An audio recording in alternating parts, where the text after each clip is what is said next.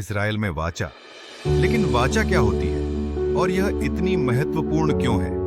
आइए साथ मिलकर जानते हैं। इस्राएल के समय में वाचा सिर्फ एक समझौता नहीं थी, यह पवित्र और अटूट प्रतिज्ञा होती थी जो परमेश्वर के सामने की जाती थी। जब वाचा की जाती थी तो एक विशेष रस्म निभाई जाती जिसे कहते थे वाचा काटना। एक पशु की बलि दी जाती और दोनों व्यक्ति उसके टुकड़ों के बीच से गुजरते, यह दिखाने के लिए कि अगर कोई वाचा तोड़े तो परिणाम गंभीर होंगे।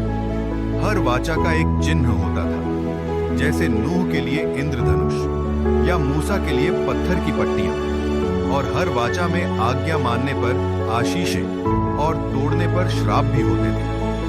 वाचा सिर्फ परमेश्वर और मनुष्य के बीच ही नहीं बल्कि लोगों के बीच भी होती थी। वे परमेश्वर के नाम में शपथ लेते और कभी-कभी उपहारों का आदान प्रदान करते थे वफादारी दिखाने के लिए। जैसे योनातान ने दाऊद को अपनी चादर और तलवार दी, यह प्रेम और मित्रता की वाचा थी। और याकूब और लाबान ने शांति की वाचा की, एक पत्थर का स्तंभ गवाह के रूप में खड़ा किया।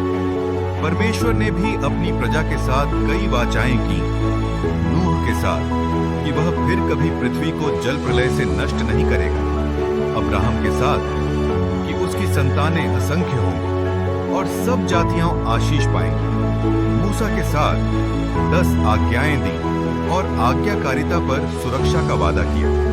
दाऊद के साथ कि उसके वंश से एक राजा सदा राज करेगा, जो आने वाले मसीह यीशु मसीह की ओर संकेत था। और अंत में यीशु के माध्यम से परमेश्वर ने नई वाचा दी, जो पत्थर पर नहीं बल्कि हमारे हृदयों पर लिखी गई। रोटी और प्याला हमें उसके बलिदान और क्षमा की याद दिलाते हैं। तो हम इस्राएल की वाचाओं से क्या सीखते हैं?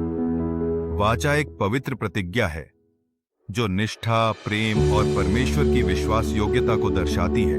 नूह से लेकर अब्राहम, मूसा, दाऊद और अंत में यीशु तक हर वाचा ने परमेश्वर के प्रेम और उद्धार की योजना को प्रकट किया। देखने के लिए धन्यवाद। अगर आपको यह शिक्षा पसंद आई हो तो पवित्र बाइबल से चैनल को लाइक, शेयर और सब्सक्राइब करना न भूलें। फिर मिलेंगे अगली शिक्षा में।